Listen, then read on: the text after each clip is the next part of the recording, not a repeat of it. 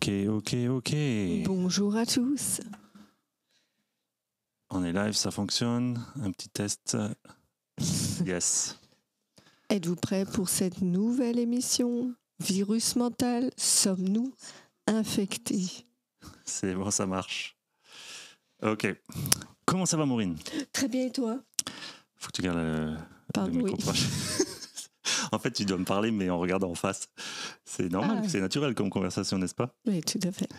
De 1 à 10, comment tu te sens? Moi, 10 étant top of the world. 1 étant... j'ai envie d'aller me coucher. Pourquoi je suis là? Non, moi, je suis bien. Je suis bien, 10. 10? Top. Bien sûr, toujours. Ok, nickel. 9,5. Un petit sip de coffee, ça va aller encore à 10. Allez, c'est parti. Ok, Maureen, c'est quoi le thème d'aujourd'hui? J'ai déjà dit.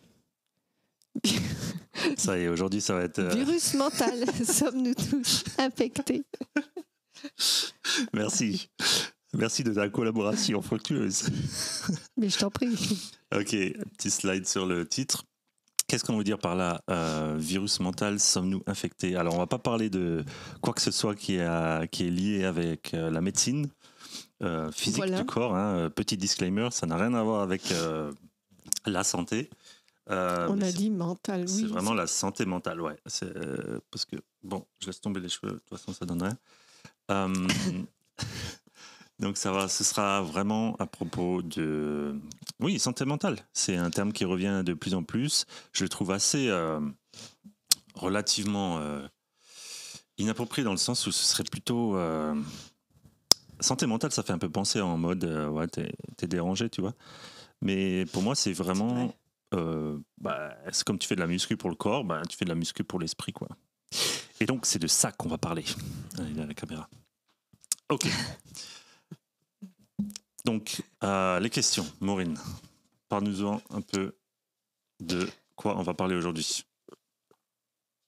Alors, sommes-nous infectés mentalement? Si oui, comment est-ce qu'on va pouvoir faire pour se nettoyer? Existe-t-il un antivirus mental? Ouh, c'est bon ça. Peut-être on pourra faire un partenariat avec Kaspersky ou Norton. Avec Bill, Faut juste voir comment t'installes ça dans ton crâne. On un verra petit bien. Norton. Ok. Donc, commençons l'enquête, si tu veux bien. Vas-y. Ok. Je remets les slides juste pour qu'on voit un petit peu. Donc, yes, merci. Je vais rester quand même sur le grand. Ok. Juste pour donner un aperçu. Donc, première chose, c'est que, je sais pas pour toi, mais il y a plein de choses que je sais qu'il faut que je fasse. C'est bien. Et tout autant de choses que je n'applique pas. C'est encore moins bien. Exemple concret, je sais que si je veux être en forme, il faut que je me couche à l'heure. C'est vrai. Et je le fais pas. Ça, c'est pas bien du tout. Pas bien du Ça va être pas mal, ça va être les good cop, bad cop sur le truc. Par là, je veux dire, c'est qu'il y a vraiment 3 étapes, je pense, que j'ai découvert pour moi-même, qui sont, ok, cool, tu sais ce que tu sais à faire, on te le dit, c'est marqué dans les livres. Le savoir, c'est une chose. Ensuite, l'intégration, c'est peut-être plus, tu vois, on va dire étape 1, savoir, c'est l'extérieur. Étape 2, comprendre, c'est se l'approprier à l'intérieur. Et étape 3, c'est que ça ressort en fait de toi vers l'extérieur. C'est comme un cycle un petit peu. Parce que vraiment, tant que tu ne l'appliques pas dans ta vie de tous les jours, savoir des choses, ça ne te sert à rien. En vrai. C'est cool, tu sais plein de trucs. Ça te sert à quoi si tu ne l'appliques pas ou si tu ne le mets pas en pratique? Ouais, comme le Pythagore, Thalès, qu'est-ce qu'ils nous ont encore appris, là, tous ces trucs-là? Oui, alors là, je ne suis jamais passé à l'étape 2, tu vois. Parce que j'avais pas envie de comprendre. Bien que maintenant, j'y retourne, surtout Pythagore, dans le sens où... voilà, on y reviendra là-dessus, mais c'est plus philosophique que simplement mathématique. Donc là, c'est un peu... quel est le lien entre les mots que je dis et mon expérience de la vie? Et ça c'est un bon rabbit hole. Traduction, s'il vous plaît. Un trou à lapin. Non, et non le trou du lapin. Non, un terrier de lapin, voilà. Pas. Trou du lapin, ça pourrait être un peu ambigu. Donc le Terrier. le langage, c'est vraiment un terrier là profond. C'est à quel point le langage affecte la réalité. Ça va faire l'objet d'un live à lui-même. Ensuite, comment mon perspective peut être contrainte. Car comme les chevaux, on leur cache ce qui est à gauche et à droite pour les laisser rester focusés sur la route. Alors ça, c'est une contrainte qui sont imposées, mais ça peut être aussi une contrainte qu'on peut s'imposer à soi-même, qui peut être bénéfique. Mm-hmm. On y reviendra. On est toujours dans la partie où on pose des questions. Il faut rester concentré, mais après... On peut manquer des opportunités. Par exemple, faut pas tomber dans l'excès dans un excès quelconque, que ce soit d'un côté ou de l'autre. Je dirais même plus, comme dirait Dupont. C'est qu'en fait, ce qui est vraiment cool, c'est quand tu choisis, quand tu obstrues ta perspective volontairement, tu vois. Ça fait. Et que tu es conscient du moment où tu l'as obstrué par quelque chose d'autre que tu contrôles pas en fait. Que tu contrôles pas. En fait, c'est ça le vrai thème du live aujourd'hui. C'est le virus mental. Ça peut être justement cette obstruction de la perspective, c'est-à-dire que tu vois trop d'une seule perspective entre guillemets et que tu t'en rends pas compte.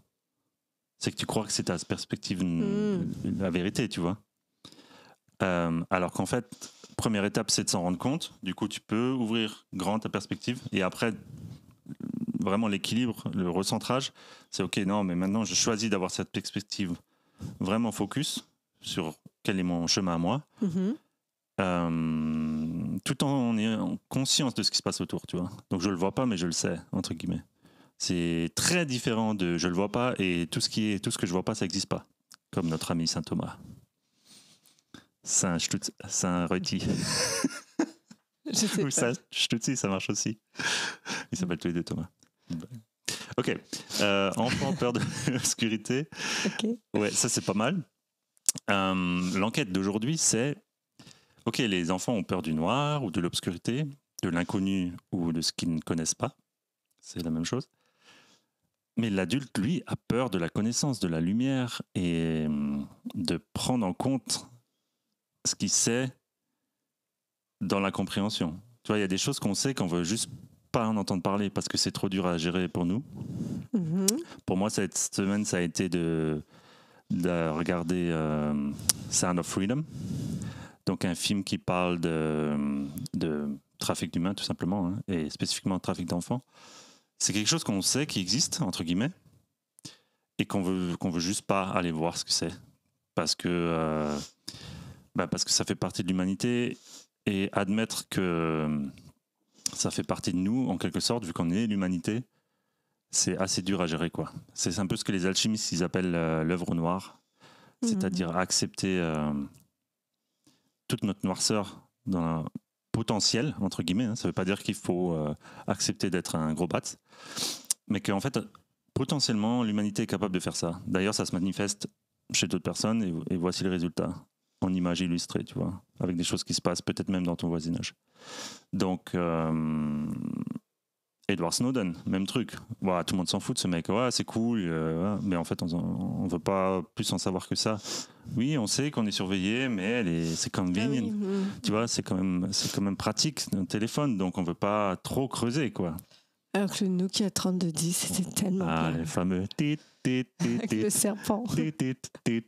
La meilleure sonnerie du monde. Me Too, ça a été un peu plus quand c'était les abus de pouvoir, spécifiquement à Hollywood à un moment. Ça a fait une petite vague, mais après, bon, on veut quand même des acteurs qui fassent leur job. Et tu vois, il y a une sorte il y a une sorte de montée à un moment de conscience, mais après, c'était aussi bon, c'est bon, on a compris. On veut pas trop regarder là non plus parce que c'est convenient, tu vois. C'est quand même pratique que les acteurs se la ramènent pas trop et continuent juste à faire ce qu'ils font, tu vois. Bref, si ça nous arrange pas que le système tombe, on va passer outre, entre guillemets. Ça, je pense que c'est un thème très important. Petite illustration visuelle. Alors, je ne vais pas la mettre longtemps pour ne pas se faire striker. Ça marche pas, Cannabis? Non. Ben, bon, je pense qu'avec sa tête, on a compris. Regardez cette scène, elle est vraiment bien. Les hommes d'honneur. C'est la fameuse scène où Jack Nicholson dit à Tom Cruise You can't handle the truth. The truth. Vous ne pouvez pas... comment on traduit? Vous pouvez pas... Gérer la vérité. Ouais. Non, il devait jouer... Mais bon, c'est pas grave. Je retesterai plus tard. Ok. Donc, très très bonne scène. Donc vous pouvez pas gérer la vérité. Ouais. Et c'est même qu'on ne veut pas en fait. Ça nous intéresse pas parce que c'est pas confortable et ça nous sort de notre zone de confort. Surtout. Et là, pendant ces recherches-là, je suis tombé sur Jordan Peterson qui répondait à une question. Ok, c'était un prof d'université qui avait peur de se faire virer pour ses idées. Et Jordan Peterson, il fait comme... J'ai bien aimé sa réponse parce qu'il comme, tu sens qu'il réfléchit là, il va pas dire n'importe quoi. Il lui dit, écoute, tes idées sont pas populaires dans l'endroit où tu es. Tu penses que tu vas te faire virer, tu penses que tes idées sont légitimes. Moi, je pense que tes idées sont légitimes. Et là, tu as peur de perdre ton job, donc de sortir de ta zone de confort. Et toute la réflexion de Jordan Peterson, c'était, moi, je suis bien plus anxieux de la conséquence du fait que tu vas rien faire, plutôt que de la conséquence du fait que tu vas l'ouvrir, tu vois. Et il extrapole ça même jusqu'au système totalitaire, comme Staline, Hitler et tout ça. En fait, les Allemands spécifiquement, on peut en parler vu qu'on a du sang allemand, c'est pas que c'était des mauvaises personnes, c'est juste qu'ils se sont laissés embrigader dans la spirale de c'est quand même convenient qu'un gars vienne nous redorer notre économie. Mais c'est quand même convenient que... il nous manque aussi le contexte de l'époque. Ils n'ont pas voté ça, je pense, pour rien.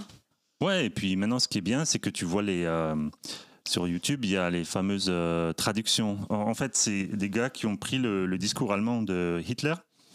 Ils l'ont traduit en... traduit en anglais avec la voix. Donc, il parle anglais. Et avec son timbre de voix à lui. Donc c'est comme si, en fait, il s'adressait au peuple en anglais. Ils ont traduit en anglais ce qu'ils disaient en allemand. Exactement. Mais avec le timbre de voix, avec vraiment, tu sais, au mieux que tu caricaturises ça comme un Allemand énervé, là, c'est vraiment avec... et ce qu'il dit, en fait, c'est... Point de vue politique, c'est assez... c'est pas banal, mais c'est comme...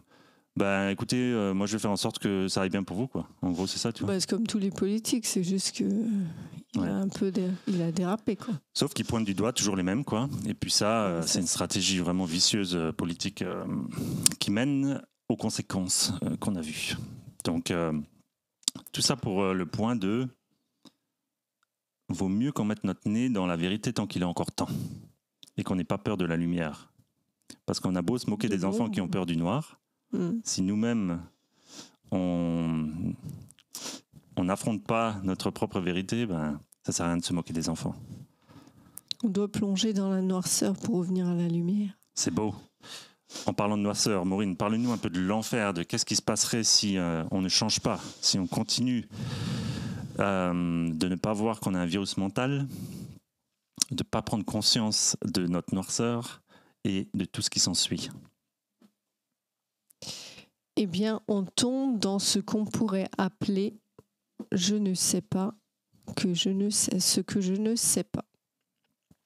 C'est-à-dire, on a d'un côté la version j'ai compris certaines choses, ou par exemple, je sais que je ne parle pas russe ou une langue ou grecque, mettons. Ça, je le sais, mais ça ne me dérange pas. Mais d'un autre côté, il y a une tonne d'informations que je sais pas en fait. Attends, moi je bug là. C'est depuis plusieurs mois, plusieurs années, j'ai bug sur cette phrase. Il faut vraiment qu'on arrive à la décortiquer parce qu'elle est complexe. Exactement. Je donnais un exemple tout bête. Et donc ça, c'est en contradiction avec une curiosité qu'on pourrait appeler noble, c'est-à-dire s'intéresser aux choses. C'est-à-dire de prendre le risque de croire que certaines choses m'échappent. Pour moi, par exemple, pendant des années, j'ai Facebook ou les Insta depuis maximum 2 ans peut-être. Avant, je voulais rien savoir de tout ça. Ça m'intéressait pas du tout, j'en avais pas besoin. Et depuis que j'utilise Insta, je découvre plein de trucs et des choses que j'avais imaginées du style « Ah, ce serait bien si ça pouvait exister ou si on pouvait trouver un moyen. » Des trucs et astuces, des choses bêtes. Et en allant sur Insta, j'ai trouvé plein de trucs que j'ai toujours voulu savoir, que j'ai toujours cherché, mais que quelqu'un avait inventé à ma place. Et c'est ça qui a été pour moi l'ouverture des réseaux. Donc je suis allée par curiosité d'abord, et en fait j'ai découvert un monde dont j'avais même pas idée. Alors c'est bien pour certaines choses, mais il faut pas non plus que ça devienne addictif non plus les réseaux sociaux. Mais je veux dire, par curiosité, je suis tombée après dans des belles découvertes. Et comment tu canalises ça? Parce que c'est un peu off-topic, mais là, tu parles du rabbit hole des social media. Qu'est-ce qui fait que tu gardes ça constructif et que tu ne commences pas à tomber dans des vidéos complètement inutiles à ton expansion? Comment je fais? Ouais. Comment je fais le tri? Déjà, je me dis, je vais y aller que 10 minutes par jour et puis c'est tout. Enfin, en tout cas, pour Insta, Facebook, je ne veux même pas. Un check, quoi. En fait, tu viens glaner des idées, tu viens pas... Voilà, je cherche des idées. Ouais. Exactement. Donc, tu as un objectif ou c'est par la sélection de tes abonnements que tu sélectionnes tes objectifs? C'est plus à force de regarder des vidéos. Mettons, à un moment, j'aimais tout ce qui était faire du bois. Mmh. Donc, je regarde. Donc, automatiquement, il me présentait que des vidéos sur comment construire des étagères ou de la menuiserie. Toutes sortes de choses avec de menuiserie. Mmh. Et du coup, en regardant toutes ces vidéos, maintenant, je sais à peu près utiliser un marteau, une vis. Donc, on revient au concept du début. Tu sais, tu as intégré. Exactement. Mais est-ce que tu as pratiqué? Oui, exactement, bien sûr, j'ai pratiqué. Ah. Et du coup, ça donne une certaine assurance de savoir qu'en fait, c'est pas compliqué. C'est sûr qu'il faut avoir certains outils en sens de la menuiserie, mais on peut déjà faire des choses avec juste... Donc, si je comprends bien, de base, quoi. Excuse-moi de t'interrompre. Si je comprends bien, tu utilises ça comme un tutoriel géant. Exactement, voilà. C'est beau. Une encyclopédie vivante. Je pourrais dire que je fais la même chose avec YouTube. Beaucoup des recherches, mon cerveau fonctionne, plus tu rentres d'informations en même temps, mieux ça marche pour moi. Donc YouTube sous-titres fois 1,775. Et en même temps, je prends des notes sur le téléphone. Je pense que c'est pas mal ça qui fonctionne super bien pour moi. Je regarde même des vidéos de quelqu'un qui lit un livre. Mais tu vois la vidéo du livre, en fait. Et il tourne la page. Et en fait, ça marche mieux pour moi, presque, parce que, en fait, j'ai pas besoin de me concentrer sur la lecture. La personne lit le texte pour moi. J'ai quand même une référence visuelle, parce que je sais pas, j'aime bien, tu sais, ça fait partie de qu'est-ce qu'on fait. Et pendant ce temps, je peux déjà me concentrer sur, attends, cette idée-là, elle est intéressante, je vais la noter, nanani, nanana. Et ce qui m'aide énormément, en fait, à prendre des notes efficaces, c'est simplement en faisant cette émission. C'est d'avoir un thème, d'avoir une sorte de raison. Oui, il faut avoir une raison, effectivement, oui, bien sûr. D'agréger toutes ces idées pour qu'elles prennent sens et qu'elles aussi... c'est plus facile à les retenir. Parce que la fois dernière, on a fait une émission sur... perspective. Voilà. Je sais que... Ok, je me rappelle qu'on avait parlé de ça, ça, ça et ça. En plus, là, bien sûr, vous avez sur monexpansion.com toutes les notes pour chaque émission. Les notes rédigées et compressées, bien sûr, avec les liens. Je pense que ça, c'est le plus important. D'ailleurs, aujourd'hui, on vous a mis beaucoup de liens. En fin d'émission, je vous montrerai un petit peu où ils sont pour être sûr. Il y a du lourd, là, il y a du très lourd. On va y arriver. Donc, on en revient à l'enfer. Donc l'enfer, c'est de vraiment rester dans une limite de connaissance et de ne pas vouloir en sortir, de faire abstraction de toute curiosité et donc de ne pas plonger dans l'inconnu, entre guillemets. Donc de ne pas être en quête de découvrir des choses que tu sais pas que tu sais pas. Exactement. C'est des découvertes de l'inconnu en fait. Oui, voilà. Et ça a aussi d'autres règles, c'est que... Ouais, ça c'est moi qui l'ai mis, peut-être je peux commenter là-dessus. Vas-y. C'est plus un jeu de mots là. C'est qu'en fait, quand on veut pas voir ce qu'on veut pas explorer l'inconnu, entre guillemets, on regarde pas dans les angles morts. Tu vois, c'est un petit peu une sorte de... Et donc, la perspective peut se mesurer en degrés, littéral, mathématique, tu vois, l'angle. Et même en langage des oiseaux, angle, ange. Donc, les anges seraient comme cette nouvelle perspective que tu ne veux pas entendre. Donc, des messages intuitifs. Les anges sont souvent vus comme de l'intuition, qui t'apportent des petites, qui te murmurent, qui te susurrent des petites indications. Tiens, regarde par ici, ça a l'air intéressant. Et toi, tu fais comme non, laisse-moi tranquille. Je suis bien. J'ai mon tournoi de. Le Roland Garros, celui qui va commencer. Ouais, ça, la télé ou je pensais à un truc, un jeu vidéo ou quelque chose. Ah, Candy Crush. Par exemple. Ouais. Donc, peu importe ce que c'est qui ne me rapproche pas de mon intuition. Ah, ben ça. Ouais, je finis avec les deux trucs, parce que je les ai aussi ajoutés.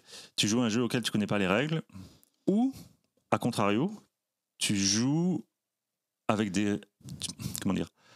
Tu crois que tu maîtrises les choses avec tes règles à toi, donc en manipulant, en jouant avec tes leviers que pour toi, c'est que ça qui marche, il n'y a rien d'autre. Mais tu vois que finalement, ça ne crée pas une belle énergie autour de toi. Ça crée une énergie de méfiance, une énergie de... De retrait. Ouais. C'est comme... Tu ne peux pas vraiment t'exprimer pleinement en public ou avec les autres. Il faut toujours que tu aies une petite idée derrière la tête. Tu vois, il n'y a pas de... Et ça, les gens, ils le sentent de toute façon. Hein. Tu n'es pas détendu, tu es toujours sur le qui-vive. Ouais. Et ça, vraiment, je pense qu'on le sait tout de suite. Quand quelqu'un vient te voir et te fait hey, « Salut, comment ça va ?» Et tu sais qu'il va te demander ou qu'elle va te demander quelque chose. Ou alors qu'il a une idée ou elle a une idée dans la tête. T'es comme « Allez, c'est bon, vas-y. » Ou qu'ils viennent pour te faire parler. C'était quoi la phrase qu'il disait le gouvernement fait semblant de nous payer et nous, on fait semblant de travailler.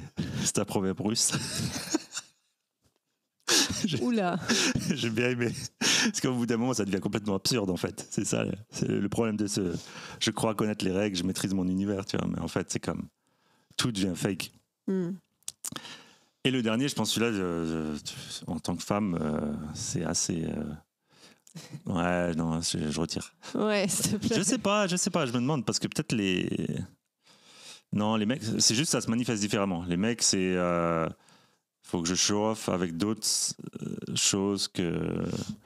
Disons que, de mon expérience, côté féminin, on est plus à propos de voici, j'ai une famille prestigieuse et c'est comme ça que je me valorise, alors qu'un homme, c'est plus mes achievements personnels qui parlent pour mon statut, mon standing. Tes réussites personnelles. Ouais. Mais ça peut être faux, mais en tout cas, c'est ce que j'expérimente. L'enfer aussi, c'est de faire les choses en fonction de ce que vont penser les voisins, les autres. Et de se limiter à pas vivre ses rêves ou peu importe, je sais pas, toujours rêver d'avoir un petit cabanon au fond du jardin, mais tu le fais pas parce que qu'est-ce qu'ils vont dire les voisins ça, c'est vraiment horrible, quoi, parce que... Ouais, prendre des choix... On se retient de vivre ce qui nous anime, juste parce que, que vont dire les autres, quoi. Ça paraît mal. Je pense que le film Le Cercle des Poètes Disparus est assez fort par rapport à ça. Parce que là, c'est vraiment sa légende personnelle. Il sait qu'il va être acteur. Il n'y a pas d'autre choix. Il a cet appel du cœur. Et son père lui dit oh, je t'ai inscrit dans une école prestigieuse. Moi, j'attends que j'ai un retour sur investissement. Là. J'ai mis toute ma carrière, tout mon cash dans cette école. Alors, arrête de me faire chier avec tes histoires d'acteurs. Là. Et il est médecin ou il est avocat, le père? Je sais plus. Je sais plus, en tout cas, c'est juste pas qu'est-ce que le jeune il veut. Et le père est aveuglé par sa soif de reconnaissance à travers. Donc là, c'est exactement l'inverse de ce que j'ai dit avant. Lui, c'est sa famille et son fils, la réussite de ses enfants qui vont le valider lui. Oui, son statut social. Ouais. Et du coup, il perd son fils en fait. Son fils se fout en l'air parce qu'il se dit, moi, ça m'intéresse pas, ce plan-là. Et comme je suis coincé que j'ai pas le choix, fuck off. Et je dois dire que un de mes clients, c'était histoire vraie, sauf qu'il s'en est sorti. Donc, c'est pas juste des blagues. C'est vraiment important. Là, c'est une question de vie ou de mort, je pense, ce sujet-là. C'est juste qu'on fait des micro-concessions constamment, en fait. C'est pas comme dans les cas qu'on vient de nommer qui sont comme vraiment hardcore. Mais en fait, dans la vraie vie de tous les jours, ça se traduit par bon, ok, je vais laisser ce qui me tient vraiment à cœur, je vais faire ça parce que pour l'instant, c'est plus sécure, nanani. Donc, c'est à chaque fois des petits choix, mais au final, t'es comme, je peux plus retourner en arrière, je suis bloqué. Ouais, il faut faire attention parce que effectivement, il y a des gens qui, on devrait tous pouvoir vivre ce qu'on a envie de vivre. Et on est contraint de le faire à cause de notre environnement, parfois. Et c'est vrai que on s'adapte, mais il y a un moment, il faut trouver où est-ce qu'on arrête de s'adapter. C'est quoi nos limites et notre frontière d'adaptation. Et c'est vrai que si on va trop loin dans l'adaptation, on finit par se perdre. Et c'est là que c'est dangereux. Parce qu'on se reconnaît plus soi-même. Et c'est ça, en fait. On se regarde le matin dans le miroir, mais t'es qui, toi, en fait? Parce qu'on sait, au fond de nous-mêmes, qui on est. Et si on ne peut pas vivre ça, parce qu'on n'a pas le droit, alors qu'on est adulte, c'est comme, non, en fait. Ouais. Donc, voilà. Attends, je vais juste vérifier que je crois savoir pourquoi ça ne marchait pas, en fait. Mais peu importe. Exactement, voilà. Donc, ok. tu veux pas mettre ça? Elle roule pas. Je pense que j'ai un... Ah, c'est des vidéos? Ouais, c'est des vidéos, donc c'est juste une image fixe, ça sert à rien. Alors, d'un autre côté... Best life. Est-ce que je suis plus du café? Je vais vivre ma best life. Non, c'est pas ça qu'il dit dans la chanson. Ok, je peux faire la best life? T'as l'air... Vas-y, c'est bon. Vas-y, champion. Ok, garder l'âme d'un enfant curieux. Toujours. Parce qu'en fait, les enfants, ils font exactement ça. Ils savent qu'ils savent pas, mais ils savent pas qu'est-ce qu'ils savent pas.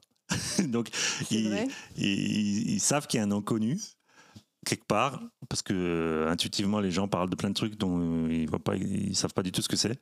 Donc, intuitivement, en fait, ils vont à la recherche de l'inconnu pour enlever le voile de l'inconnu ou découvrir qu'ils savent pas de quoi il s'agit, qu'ils sachent pas de quoi il s'agit, ou découvrir qu'ils savent en fait ce que c'est. Bref, il y a la curiosité d'aller vers l'inconnu. Donc le bénéfice aussi de garder cette curiosité, de garder cet appétit, on pourrait dire, ce serait de vouloir s'orienter vers les merveilles du monde et de sortir un petit peu de sa perspective qui a l'air d'être finie. Figée, ouais. Ça permet aussi beaucoup de rester affûté. Et ça, je pense que c'est un truc qui est hyper important. Là, on revient à la notion de ok, je fais de la muscu pour mes muscles, je suis sharp, je suis en shape.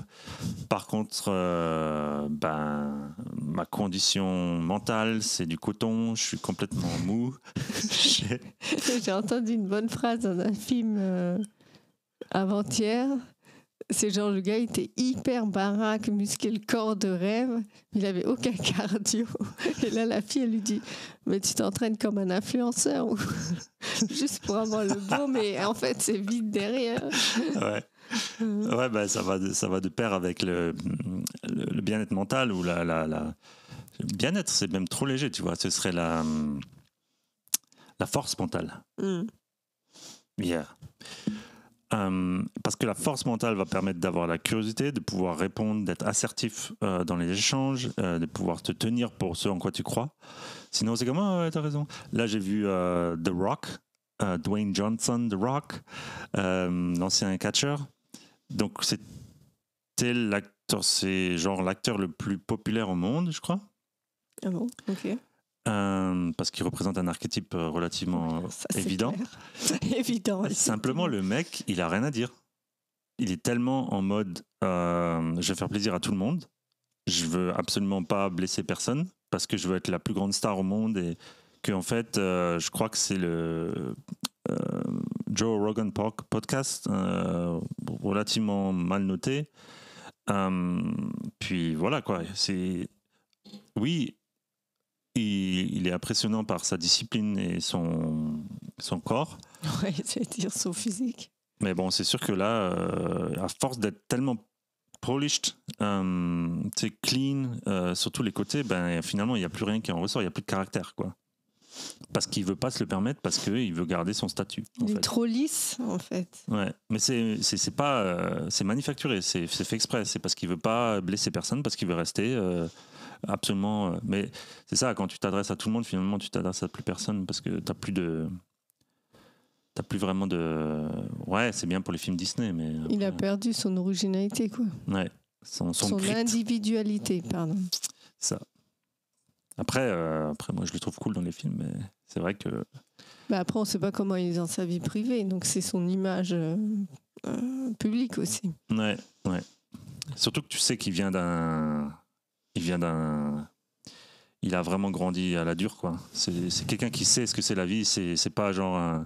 Tu vois, et en fait, l'image qu'il projette, c'est comme tout va bien, les gars, yeah. Tu sais, là, c'est vraiment le fake, quoi. Il joue un personnage à 100%, quoi. Ouais, bah après, d'un autre côté, tu as aussi Britney Spears qui, elle, vraiment pauvre fille. Enfin, maintenant, c'est une femme, mais je veux dire, je voudrais vraiment pas voir sa vie, quoi. La pauvre, elle se fait contrôler du début à la fin, quoi. Après, c'est sûr, pour nous, c'est facile de commenter de l'extérieur. Mais je pense, pourquoi on parle de ça, c'est pour qu'on en tire les leçons. Voilà, qu'est-ce qui est utile à notre expansion ou pas par rapport à ce qu'on peut voir à l'extérieur. Pas pour critiquer les individus, ils ont tellement d'histoires qu'ils ont emmenés là que non, ça sert à rien qu'on critique quoi que ce soit. Mais on peut apprendre de leur expérience. Mais c'est de rester, de voir que oui, c'est un rêve de devenir chanteur ou acteur. Et après, à quel point tu es prêt à te... Compromettre, voilà, exactement. Compromettre ton originalité ou ta propre personne pour l'argent, la notoriété. Mais tu vois, je vais quand même faire 2-3 recherches sur The Rock. Qu'est-ce qui le garde tellement motivé, tu vois? Parce qu'il doit avoir quelque chose, je veux dire, pour s'entraîner à ce niveau où il s'entraîne, t'es à un niveau, je sais pas, c'est... Bah, tu nous diras. Ouais, voilà. Parce que quand même, par rapport à ça, c'est intense. Il est inspirant de ce côté-là. Tout à fait. S'adapter constamment, nouvel environnement, nouvelle peau. Bah là, on en revient un petit peu à ce qu'il disait Jordan Peterson. Ok, tu risques de te faire virer, pas de problème. Prévois la suite, revois ton CV. C'est quoi tes avantages, tes inconvénients, nanani, nana. Tu sais, c'est comme, ouais, ok, j'ai des menaces, j'ai des possibilités de... Je dois prendre soin de ma famille en arrière-plan. C'est facile pour toi de te dire, ouais, travaille ton expansion, mais moi, j'ai des factures à payer la fin du mois. Ok, c'est sûr, tu vois. Mais ce qu'il dit, c'est vraiment comme, bah justement, raison de plus pour que tu... La seule raison pour toi de pouvoir dire non à quelque chose, c'est d'avoir une alternative. Tout à fait. Et ça, c'est aussi une clé en négociation. C'est toujours venir avec quelque chose en main et pas les mains vides, parce que sinon, il n'y a rien à négocier, en fait. Donc, le meilleur moyen d'avoir quelque chose en main, c'est de se le forger chaque jour. Tout à fait. En prenant du coaching, par exemple. Ensuite... C'est une idée. Non, mais sérieusement, ça fait clairement partie de notre coaching, en fait, de justement voir, ok, c'est quoi ta zone de génie, comment tu peux la développer, comment tu peux vivre de ça, et aussi un truc tout bête, c'est comment te convaincre toi-même que tu peux en vivre, parce que la vraie chose principale qui nous empêche de vivre nos rêves, c'est qu'on se dit, ouais, non, mais en fait, c'est juste pas possible, quoi. On se sous-estime soi-même et on est notre pire critique. Ouais, parce que si tu te convaincs que c'est pas possible, c'est sûr que ça va pas être possible. Donc, de temps en temps, c'est bien d'avoir un petit regard extérieur qui dit, mais en fait, t'en as pas marre de raconter de la merde. Tu vois pas que t'es bon à ça ou ça. Non, c'est vrai. C'est quand que tu vas prendre confiance. Ouais, c'est aussi bête que ça, mais on se le fait entre nous et c'est vraiment important. Vivre comme s'il n'y avait pas de lendemain, ça, c'est aussi un truc. Alors, je tiens à nuancer ça parce que c'est toi qui as écrit cette phrase. Dans le sens où tu vis comme un enfant, tu as la curiosité de j'avais jamais vu ça comme ça, dis-moi en plus. Tu vois les bons intervieweurs, ils sont comme ça. Je reviens à Joe Rogan. Ce qui est plaisant dans son style d'interview, c'est que tu sens qu'il est vraiment curieux, en fait. Peu importe l'invité qu'il a, bien qu'il choisisse ses invités. Et tu vis intensément dans l'abondance, la joie et l'amour, avec responsabilité. Alors, toujours. Dis-nous en plus par rapport à cette nuance, parce que vivre sans lendemain, pour moi, ça sonne un peu comme YOLO. Je vais vomir partout où je passe, puis je vais... Non, c'est pas juste aller faire la fête et Enfin bref, vous avez compris. Ouais. Mais c'est de prendre chaque situation comme elle était unique. Et ou chaque chose qu'on fait, de la faire au maximum de nos capacités, comme s'il n'y avait que ça qui existait dans la vie. Et une fois que cette tâche ou cette action est finie, se concentrer sur une autre et de fil en aiguille, tout ça, ça va faire notre journée. Mais que chaque chose, mettons... faire une recette, on va mettre tout l'amour qu'on a dans cette recette. Ça va nous faire plaisir d'éplucher les légumes ou de cuisiner une bonne sauce, parce qu'on va se dire, les gens qui vont manger ce plat, on va le déguster, l'apprécier ensemble, et ça va être un super repas. C'est comme si tu pouvais gonfler les ballons pour une fête un peu. Voilà, c'est ça, et éventuellement même de découvrir de nouveaux goûts, de nouvelles recettes, parce que justement on s'est trompé d'épices et puis c'est pas grave, on a juste on essaie de on mettra plus de sel et de Maggi. Quelque chose. Non, les Français disent magie. Du Maggi, pardon, excusez-moi. Voilà. Ouais, ok, ça clarifie. Merci Maureen. Avec un grand plaisir. Avec grand plaisir, cher ami. Simplicité évite l'alourdissement. Voilà, on revient peut-être un peu aux stratégies, l'énergie féminine débalancée, j'appelle ça, que ce soit chez les hommes ou chez les femmes, de vouloir toujours tout essayer de contrôler, diriger, parce qu'on a trop peur de qu'est-ce qui pourrait arriver sinon. En fait, on n'a pas assez confiance en nous, donc il faut contrôler le monde autour de nous. Mais ça, le problème, c'est que ça consomme bien trop de jus de cerveau et que ça nous squeeze, là, ça nous vide de notre essence je dirais même essence divine, parce qu'on est constamment en train de vouloir... en fait, c'est comme vouloir essayer de contrôler l'infini, quoi. Good luck with that. Donc, tu tournes dans le 8, quoi. Ouais. Alors que, voilà, à partir du moment où ton virus mental est cleané, ta foi, je pense que c'est un mot-clé aussi pour cet appel, ta foi en l'univers et en toi et en ce qui va t'arriver. Et du coup, toutes les questions que tu pourrais...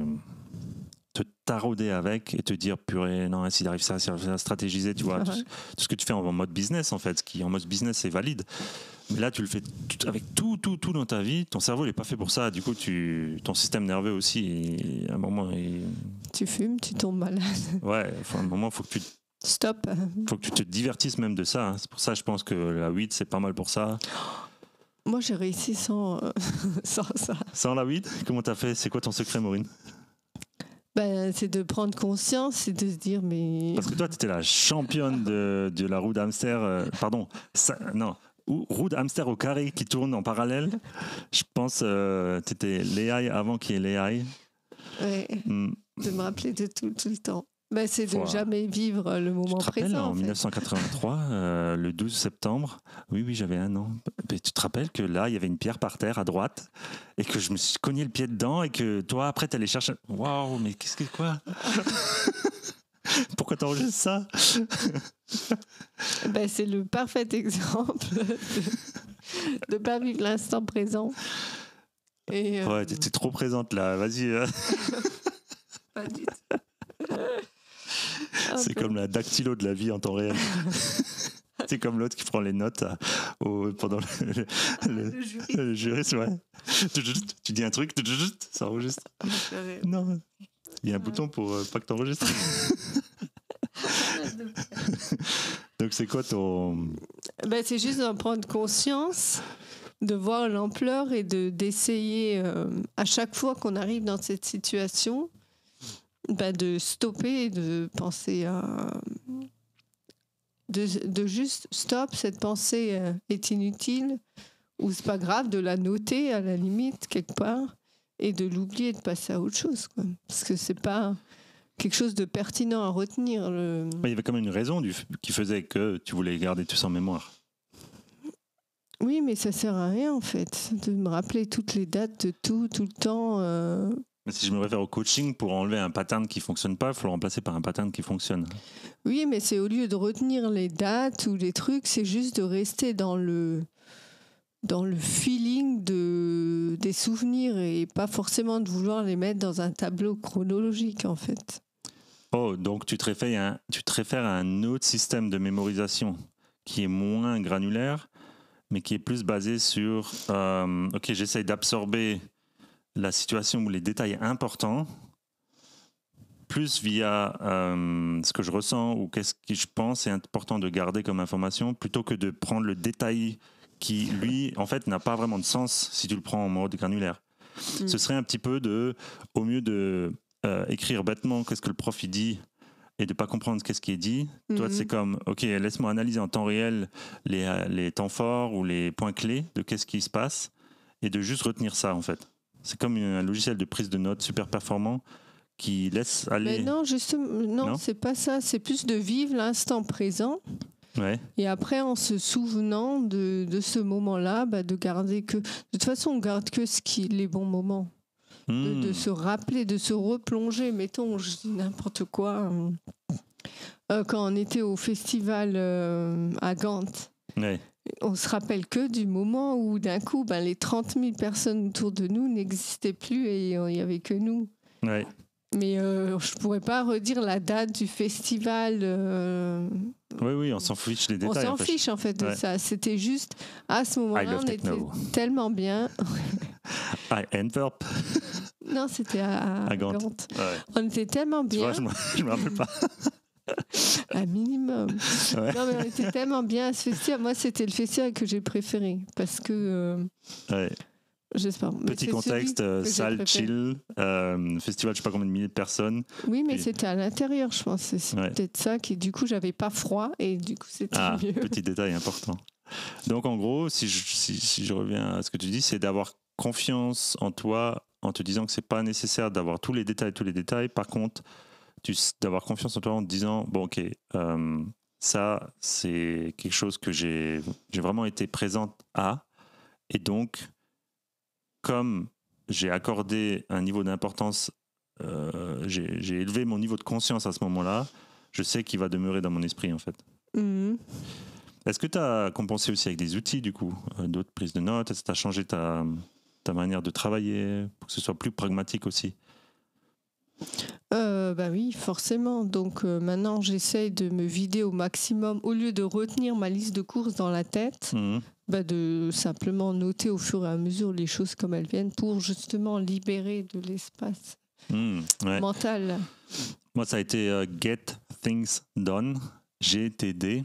Le rabbit hole. En fait, j'ai développé ma propre méthode aussi basée de ça, mais c'est exactement ça le point. Get Things Done, c'est la stratégie d'avoir une inbox de toutes tes idées qui te viennent. Et Get Things Done, c'est un peu relou parce que faut toujours que tu repasses dedans et que tu les classes au fur et à mesure un peu comme dans la permaculture, c'est zone 1, tu reviens souvent, zone 2, un peu moins, zone 3, tu passes de temps en temps à récolter un truc à l'arrache. Là, c'est un peu pareil pour la prise de notes, tu vois. Tu as les 3 zones.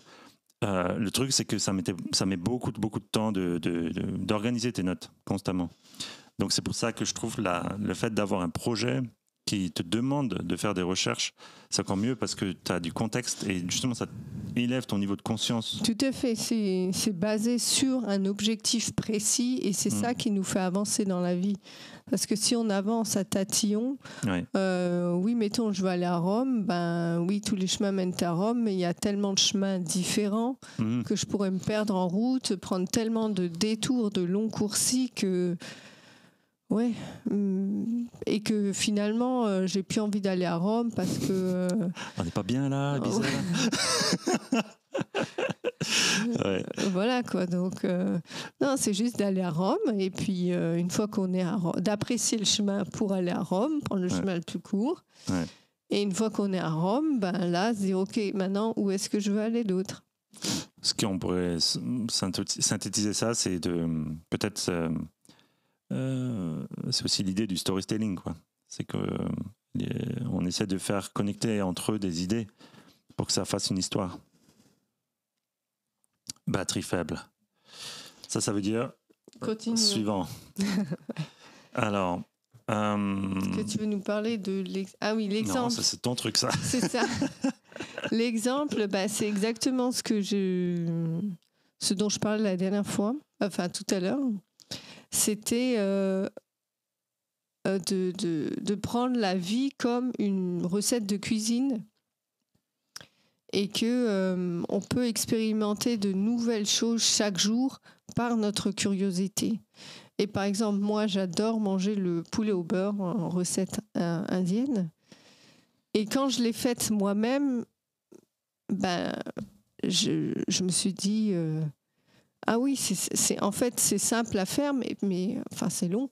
Mais je veux dire, jamais j'aurais mélangé de la sauce tomate avec du lait de coco et du beurre de peanut. Trop. Enfin, du beurre de cacahuète.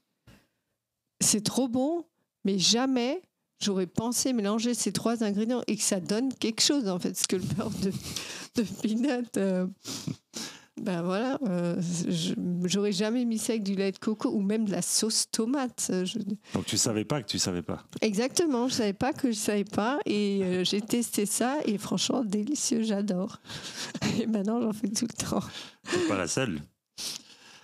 Donc voilà, c'était pour moi un exemple et c'est vrai qu'en cuisine on le voit bien parce que on peut mélanger tout un tas d'épices, tout un tas d'affaires. Et qui finalement sont délicieuses, mais qu'on ne pensait pas au départ, en fait.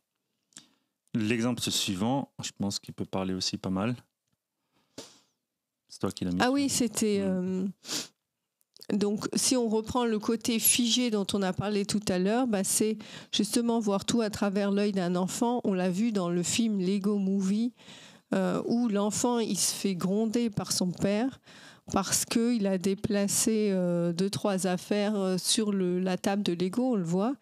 Et parce que le père, lui, dans son idée figée d'adulte, il avait tout collé. Et alors que justement, c'est fait pour jouer, être déplacé, créer plein d'histoires de toutes sortes. Mais si tout est collé et figé, on ne peut rien faire avec ça. Et c'est très, très embêtant et très limitant. Belle métaphore. Et on le voit aussi dans Wall-E, le film génial, où on voit que au début, il monte dans le vaisseau spatial, là, l'espèce de soucoupe. Ils sont tout contents de découvrir ce nouvel environnement. Il y a même la mamie qui reçoit tout de suite un siège volant parce qu'elle a du mal à marcher. Et eux, on les voit, les parents, ils sont en pleine forme. Et au fur et à mesure du film, ils arrivent là, comme sur l'image, ils sont gros, ils bougent plus, ils mangent Ils n'arrivent plus à se remettre sur leur chaise quand ils tombent. Voilà, et ils mangent n'importe quoi, ils sont collés là, on le voit devant l'écran. Ouais, et aussi un point important, je n'avais pas remarqué, mais Wall-E est là, et en fait, ils le calculent même pas, en fait. Voilà. Parce qu'ils ont leur écran digital devant les yeux, et c'est comme il n'y a plus rien. Ouais, c'est un peu le truc de Apple, là, Apple Vision. C'est ça, Apple Vision. Ouais. Et lui, il est là, il est comme... Mais les gars, qu'est-ce que vous faites le pauvre Wall-E, là. Moi, j'ai ma plante, comme Léon. Ouais. J'ai ma plante, il faut s'en occuper. Ouais, c'est vrai. Un exemple que moi, j'ai rajouté, c'était la vision... et là, ça peut être vu comme un virus mental aussi. Hein. C'est la vision qu'on vend de qu'est-ce que c'est le fantasme d'une voiture. C'était tout seul sur ta route, t'as le vent dans les cheveux, t'es avec ta bien-aimée ou ton bien-aimé. puis vous avez trop du fun. Puis il y a la liberté aussi des longues routes. Qui existent, ça peut arriver, tu vois. Mais on s'entend que 99% du temps, c'est plus l'image de droite où tu es sur ton klaxon, ça avance pas, il y en a marre. Ça, c'est vrai. Donc, juste comme prendre ça en compte quand on s'achète une voiture qui nous prend, je sais pas, 15% de notre income, de se dire, de nos revenus. Ouais, ou 20, ou même plus, ce qui est beaucoup trop, de se dire, bon, ben finalement, ça va être... Tout ça pour rester un peu plus confortable dans les bouchons. Ouais, ça va peut-être plus profitable de prendre une voiture qui a un peu de kilométrage et qui tient la route, qui est un bon modèle fiable, qui n'a pas le prestige public que pourrait avoir une Tesla. Mais si jamais on part en vacances, on va se louer une bonne grosse caisse, là on va se faire plaisir et on le fera sur une route. Il n'y a personne. Voilà, la route de gauche. Parce que même en vacances, il y a des bouchons sur la route, n'est-ce pas? Donc pensez stratégiquement par rapport à ça. Je veux dire, si on n'avait pas de pub, si on n'avait pas de mind... Si on venait aux choses simples. Non, mais même si on pensait aux voitures sans avoir de télé, mettons que la télé n'existe pas, qu'il n'y a pas d'advertising qui existe, il n'y a pas de marketing. Ouais. Ben, on penserait comme ça. On dirait, attends une minute, pour le travail, je prends la caisse la plus pourrie que je peux. De toute façon, il n'y a pas de pub qui me dit que je suis quelqu'un de spécial si j'ai une grosse voiture. Et puis, tu as juste besoin d'aller d'un point A à un point B, genre les 20-30 km autour de chez toi. Là, c'est pas le gars en scooter qui va te regarder et va dire « Wow, belle caisse !» Et surtout que si tu vas avec ta belle caisse là-dedans, tu te rappelles le gars en Porsche à Paris, là? Ouais, il était flippé parce que tout le monde allait lui rayer sa voiture et ça n'a pas manqué. Hein. Ouais. Puis moi d'ailleurs aussi, j'avais mon petit coupé sympa, 406 coupé Peugeot Pininfarina, très très bonne caisse, je recommande à tout le monde. Mais justement, c'était comme, oh non, je suis dans un embouteillage, je vais me la faire rayer, en fait, alors que j'aurais vraiment bien aimé être dans une caisse bien pourrie.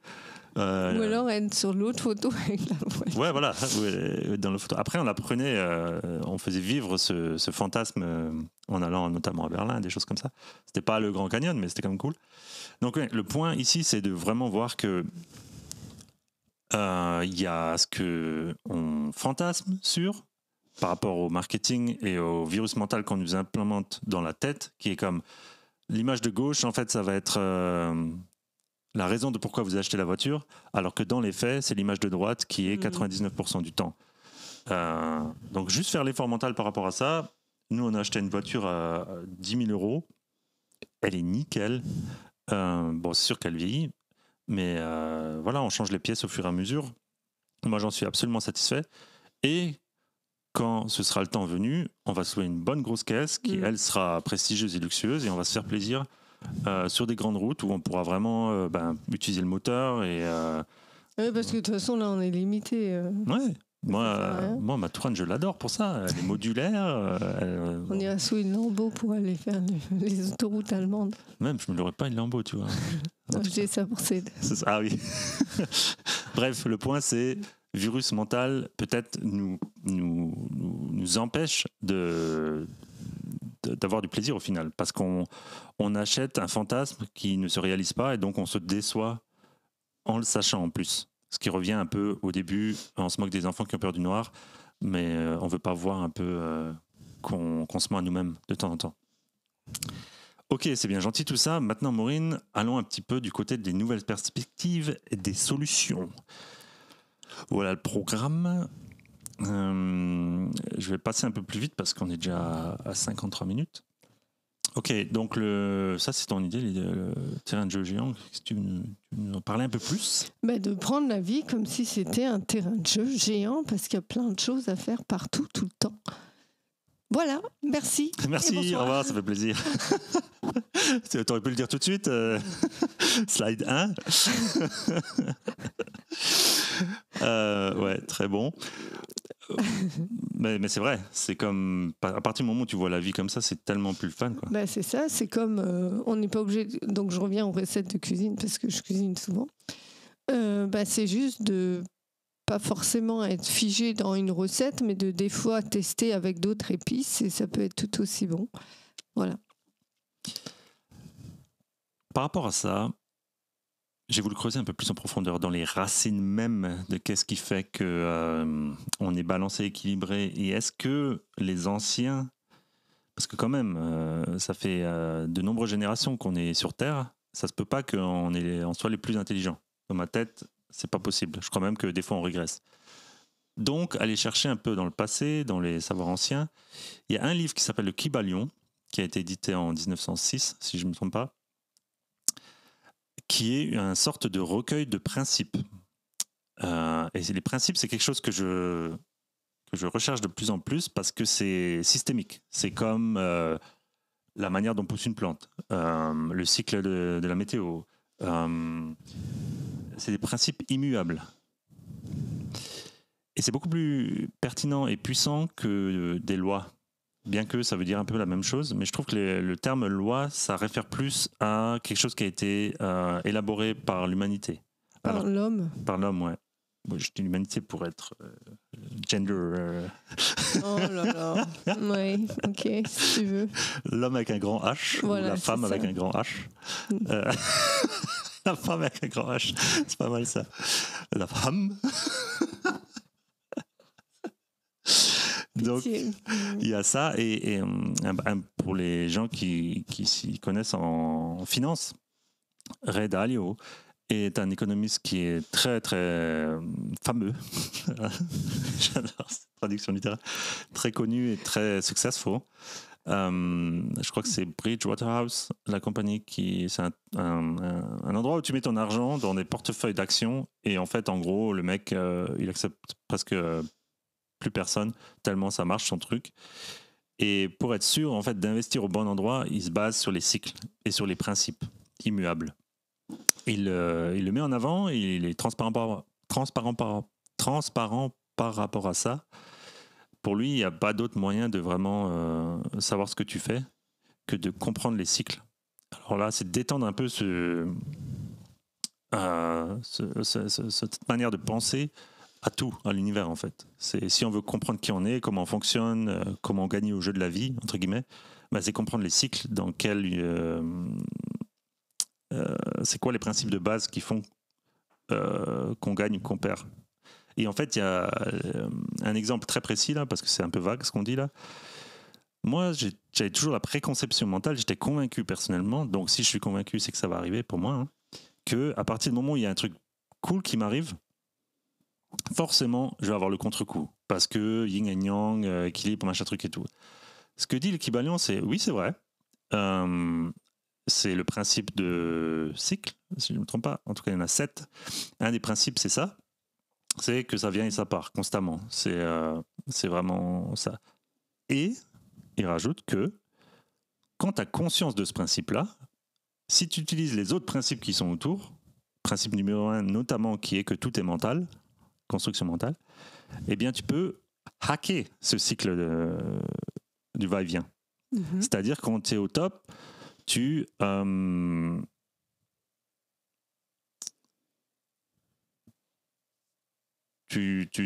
déclares, tu fais en sorte que tu vas pas redescendre. Tu vois ?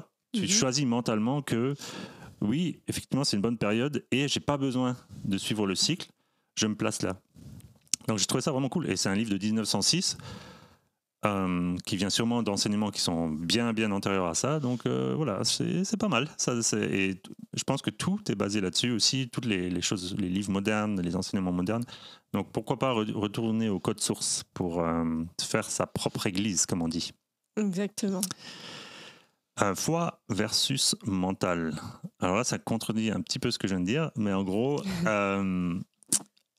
Bah non, en fait, c'est complémentaire parce que l'univers est mental, ok, cool. Ça veut dire que si on pense à un truc, c'est ça qui va définir les règles de l'univers dans lequel on vit.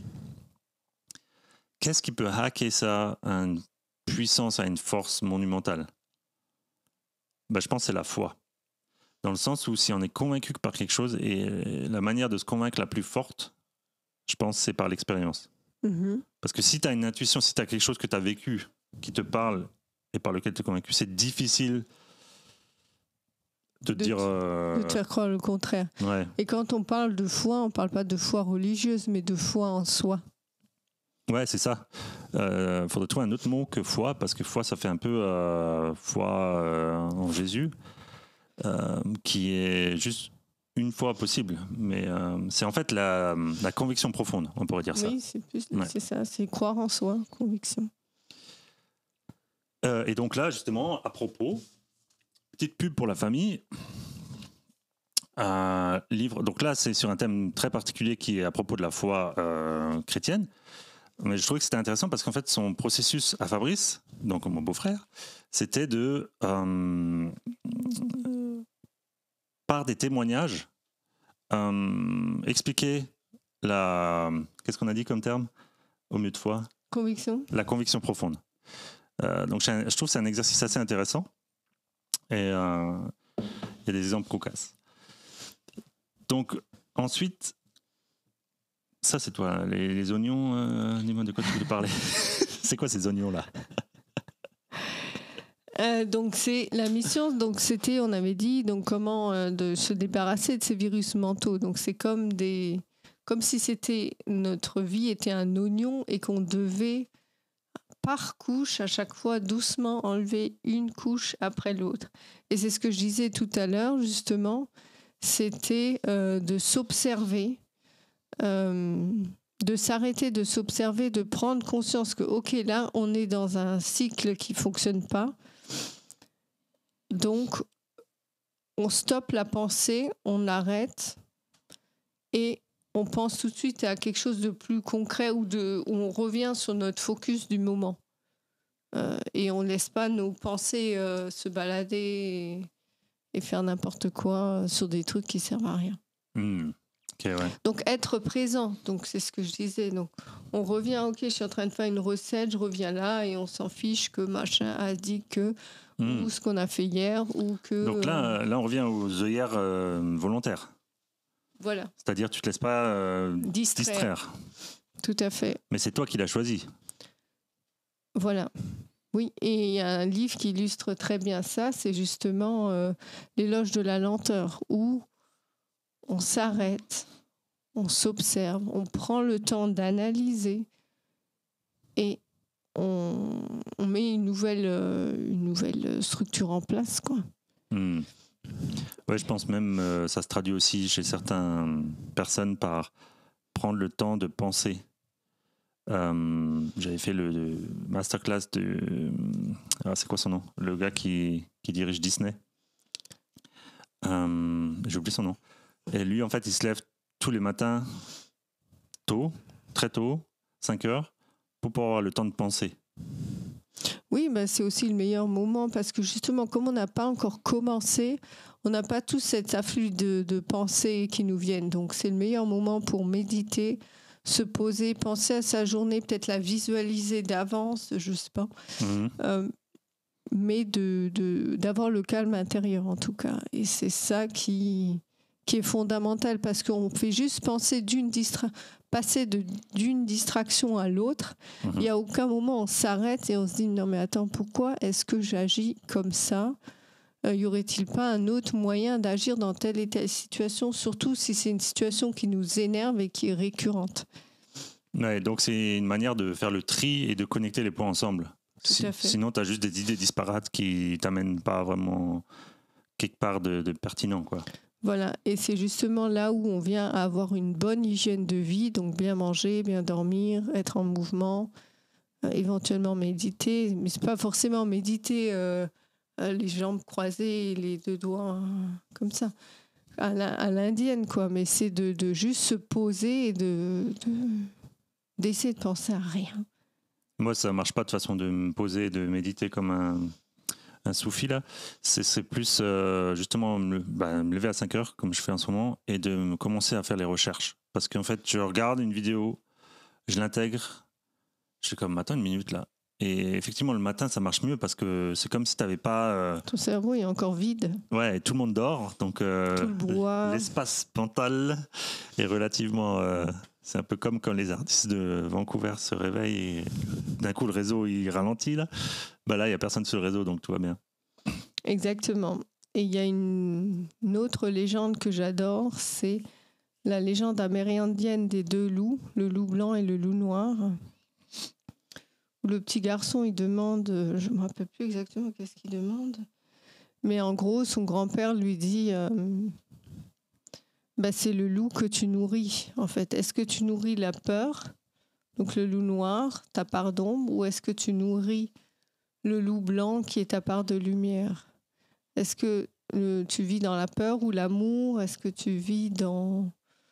Voilà, donc c'est qu'est-ce qu'on choisit de Ouais, je pense qu'il a peur du loup noir, en fait. le positif ou le négatif? Oui, alors qu'on voit bien le loup blanc, il est relax et il tient tête, il lâche pas sa position, mais il est comme tu peux me montrer tes crocs, mais moi je bouge pas, quoi. Ouais, et je pense que c'est une belle analogie aussi à l'alchimie, qui est l'œuvre noire, qui est comme faire face à son côté noir, ou plutôt sombre, je préfère, parce que ça fait partie de nous, et tant qu'on l'évite et qu'on ne veut pas le voir faire face à ses démons, comme on dit aussi, en fait, ces démons nous contrôlent.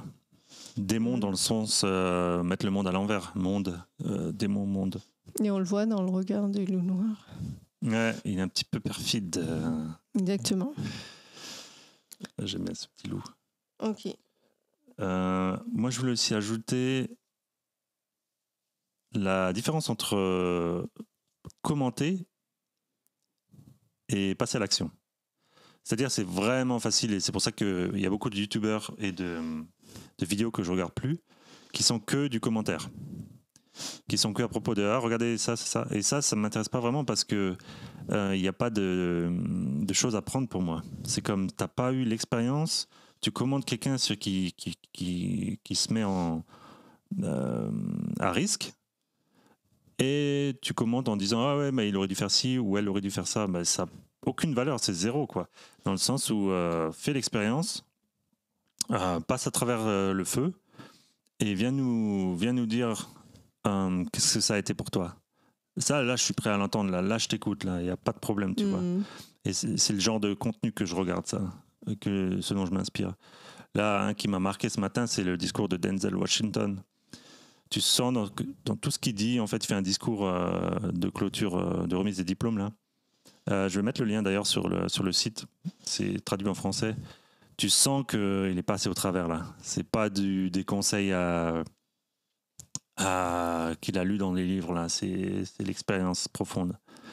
Et je pense qu'on essaie le plus possible de se l'appliquer à nous-mêmes par rapport à ce live. C'est toutes des choses qu'on a dû intégrer nous-mêmes pour pouvoir en parler, quoi. Parce que sinon, ça a moins de valeur, ça résonne pas, en fait. Tout à fait.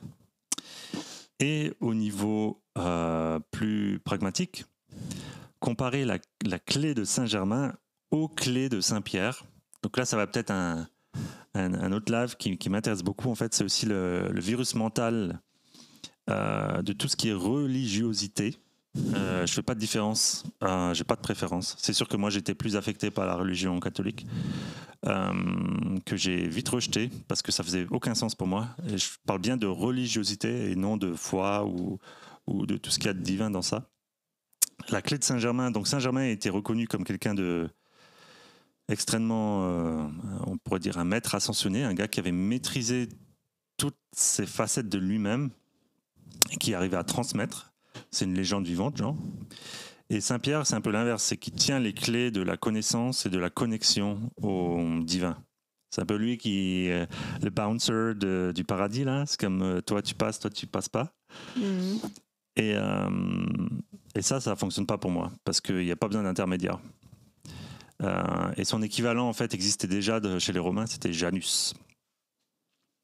Et ça, c'est un peu aussi les recherches que je fais en ce moment, c'est ok, toute cette structure hiérarchicale, c'est le bon mot, ouais, de hiérarchie, on va dire, elle a été élaborée et transmise à travers le temps, et ça n'a pas forcément de lien avec notre expansion, mais plus avec notre, le contrôle de l'âme plutôt que son expansion.